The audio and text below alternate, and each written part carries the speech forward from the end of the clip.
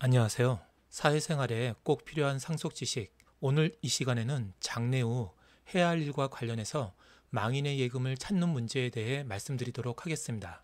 재산조회를 통해 발견한 부모님 계좌에 있는 예금을 찾으려고 할 경우에 막상 뭐부터 해야 할지 또 어떤 서류를 준비해야 할지 난감한 경우가 많습니다. 이 시간에는 실제 장례를 마친 후 부모님의 예금을 찾는 데 필요한 절차와 서류를 정리해서 말씀드리도록 하겠습니다. 다만 이제 금융기관에 따라서 서류의 명칭이나 요구하는 기준이 약간씩 달라질 수 있음을 미리 말씀드리겠습니다.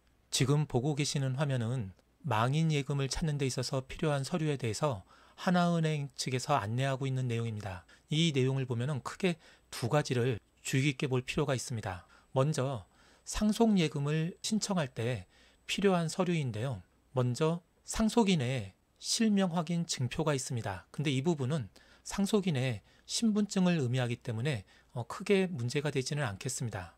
여기에 피상속인의 가족관계 증명서와 피상속인의 기본증명서가 있습니다. 상속인이 누가 있는지를 파악하기 위해서 피상속인의 가족관계 증명서를 요구하고 있습니다. 또 하나 피상속인의 기본증명서를 요구하고 있는데요.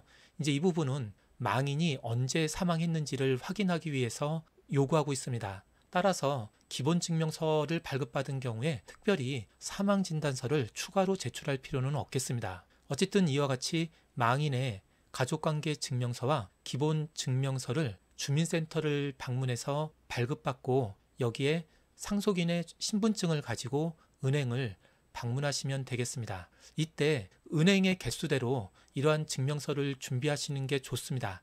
다만 은행 측에서는 이런 증명서를 복사해서 사용하고 다시 돌려주기 때문에 반환받은 증명서를 또 다른 은행에 가지고 가서 사용하셔도 됩니다. 그렇지만 여분으로 약간 여유 있게 발급받으시는 게 좋겠습니다. 상속예금 지급 신청을 하는데 필요한 서류를 먼저 알아봤는데요. 이와 함께 이러한 필요 서류 안내에서 알 수 있는 또 하나의 사항이 있습니다. 이 하나은행 안내 자료를 보면은요.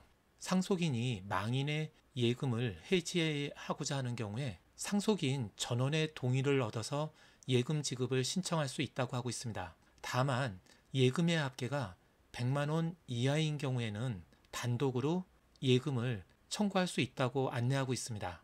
이 부분이 저희가 실제 은행 예금을 찾는 과정에서 중요한 의미가 있겠습니다. 이렇게 서류를 준비한 경우에 구체적으로 상속인이 은행 예금을 출금하는 방법에 대해서 살펴보도록 하겠습니다. 우선 예금을 찾는 첫 번째 방법은 상속인 전원이 은행 창구를 방문하는 방법입니다. 당연히 앞에서 말씀드린 필요한 서류들과 상속인 전원의 신분증을 구비해야 되겠습니다. 그러면 이 경우에 은행 측에서 예금을 지급하는데 특별한 문제가 없겠습니다. 근데 현실에서는 소액의 예금을 찾기 위해서 상속인 전원이 방문하는 번거로움을 피하기 위해서 상속인 중에 한 명을 대표 상속인으로 지정해서 업무를 처리하는 경우가 많습니다. 이때도 마찬가지로 망인의 기본 증명서와 가족관계 증명서를 발급받고 상속인의 신분증을 가지고 은행 창구를 방문합니다. 방문해서 은행 직원이 망인의 예금을 확인해 주겠죠. 확인된 예금액이 100만 원 이하일 때에는 간단한 지급 의뢰서를 작성하시면은 곧바로 현금으로 지급하거나 상속인의 계좌로 이체를 해주게 됩니다. 반면에 망인의 예금이 100만 원을 초과하는 경우가 문제가 되는데요. 앞에서 말씀드린 대로 우리나라 대부분의 은행들이 망인의 예금이 100만 원을 초과하는 경우에 대표 상속인 1인에게 예금을 지급할 수 없다고 합니다. 은행 입장에서는 상속인 전원의 동의가 필요하다면서 필요한 서류를 안내를 해줍니다. 따라서 은행 창구를 방문한 상속인께서는 은행 직원과 갈등을 계속하시는 것보다는 은행 측으로부터 필요한 서류를 안내받고 그 양식을 수령해서 집에 오시는 게 효과적이라고 생각됩니다. 이때 동의를 받는 양식이나 어떤 서류 이러한 내용에 대해서 은행 측마다 고유한 양식이 있습니다. 따라서 방문한 은행에서 필요한 서류의 양식을 수령해서 그 양식에다가 상속인 전원의 인감 도장이나 서명 날인을 받아서 제출하는 것이 효과적이겠습니다. 이때 대부분의 은행들이 안내해주는 서류에 지급 의뢰서와 위임장이 있습니다. 이러한 지급 의뢰서에는 손해담보 약정이 다 포함되어 있는데요.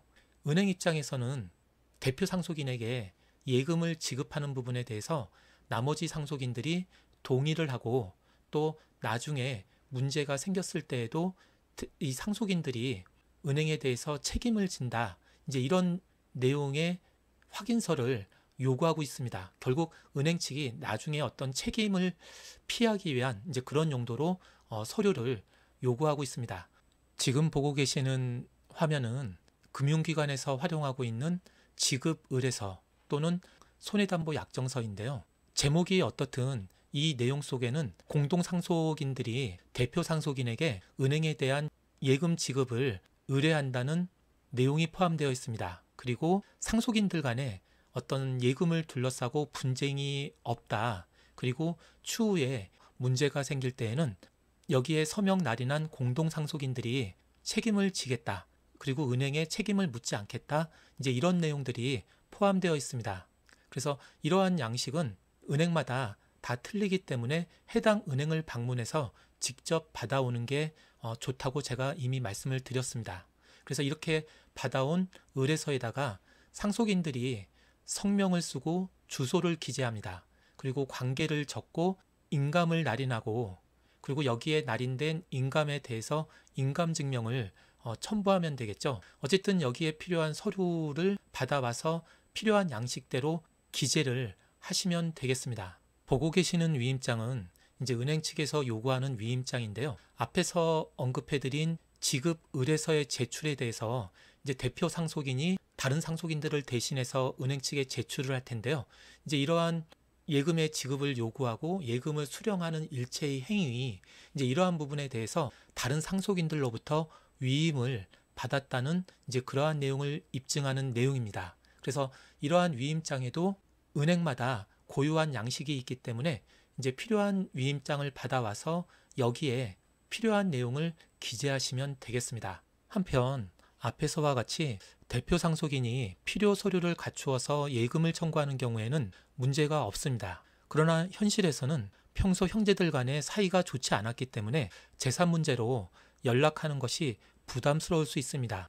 여기에 상속인 중 한 명이 오랜 기간 연락이 안 되는 경우도 있을 수 있습니다. 한편으로 일부 상속인은 당장 급한 용도로 망인의 예금을 인출할 필요가 있습니다. 이제 이러한 상속인 입장에서는 일단 다른 상속인들의 협조를 구하기가 어렵기 때문에 은행을 찾아가서 자신의 상속 지분에 해당하는 예금이 9천만 원이고 상속인이 3명인 경우에는 3분의 1인 3천만 원의 예금을 먼저 요구하는 경우가 있을 수 있겠습니다. 그런데 은행에서는 상속인 전원의 동의를 요구하면서 지급을 거절합니다. 이제 은행 입장에서는 다른 상속인으로부터 이중 지급을 청구당하거나 손해배상 청구를 받는 등 예측할 수 없는 분쟁에 휘말릴 가능성이 있기 때문에 상속재산을 지급하지 않겠다는 것인데요. 이제 이러한 은행 측 입장에 대해서 당장 돈이 급한 상속인 입장에서는 어떻게 대처해야 될까요? 이제 이러한 은행의 태도가 적절하지 않다는 것은 대부분의 분들이 아실 거라고 생각하는데요. 우리 판례는 예금 채권과 같이 급부의 내용이 가분인 채권은 공동 상속되는 경우에 상속 개시와 동시에 당연히 법정 상속분에 따라 공동 상속인들에게 분할되어 귀속되므로 상속재산 분할의 대상이 될 수 없는 것이 원칙이라고 합니다.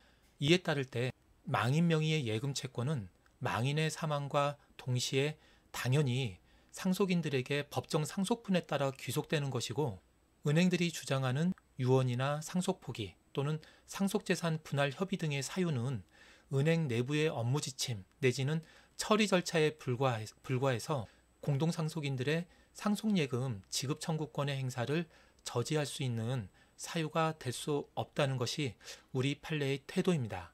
예금이 9천만 원이고 상속인이 3명일 때 망인의 사망과 동시에 망인이 보유하던 은행예금 9천만 원은 상속인 지분 3분의 1씩 이미 상속인 3명에게 각각 귀속이 되었다는 뜻입니다. 이미 상속인들에게 귀속이 되었기 때문에 특별히 재산 분할을 할 필요가 없고 은행 측이 상속재산 분할을 이유로 은행 예금의 지급을 거절할 명분이 없다는 것이 우리 판례의 태도입니다.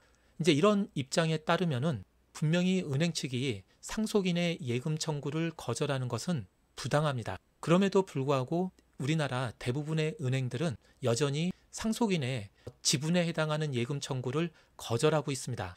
이제 이런 상황 하에서 예금을 지급하지 않는 은행을 상대로 계속해서 민원을 제기해도 시간 낭비에 불과하고 큰 실익이 없습니다. 따라서 공동상속인 전원의 동의가 어려운 상황이라면은 상속인은 은행 측하고 실랑이를 계속하기보다는 차라리 신속하게 은행을 상대로 상속분에 따른 소송을 제기하는 것이 현명하다고 생각됩니다. 다만 이러한 소송을 제기하기에 앞서서 일단 은행 창구를 방문해서 정식으로 예금을 청구하고, 만약 은행에서 이러한 청구를 거절하는 경우에 다시 은행 측을 상대로 내용 증명을 발송하는 과정이 필요합니다.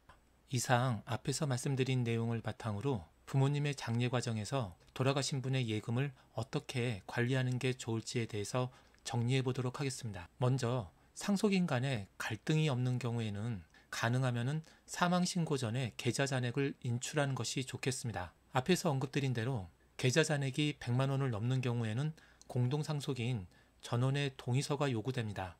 굉장히 번거롭습니다. 계좌 잔액이 100만 원 이내일 때에는 자유롭게 인출이 가능하기 때문에 가능하면은 100만 원 이내로 유지하거나 전액을 인출하는 것이 어떤 예금 관리 면에서 용이하겠습니다. 다만 이것은 어디까지나 상속인 간의 예금 인출에 대해서 합의가 있는 경우를 전제한다는 것을 꼭 기억하셔야 되겠습니다. 한편으로 망인의 상속 재산과 관련해서 상속폭이나 한정 승인 가능성이 있는 경우에는 가능한 한 예금의 인출을 자제해야 되겠습니다. 이제 이러한 인출이 자칫 잘못하면은 단순 승인하는 이제 그런 결과로 이어질 수 있기 때문입니다. 다만 이제 망인의 장례 비용 지출을 위해서 필요한 경우에는 일부 예금의 인출이 가능합니다. 이제 장례 비용은 원칙적으로 부의금에서 충당이 되고, 또 부의금에서 부족한 경우에는 망인의 상속 재산에서 충당이 될 수 있기 때문에 장례 비용 지출을 위한 예금 인출은 가능합니다. 다만 인출된 돈이 장례 비용을 위해서 지출되었다라는 증빙이 필요하겠습니다. 망인의 장례 과정에서 이 망인 예금을 관리하고 인출하는 부분은 굉장히 예민하고 주의가 필요한 부분입니다. 이제 이 부분에 관해서 항상 주의를 기울이실 필요가 있겠습니다.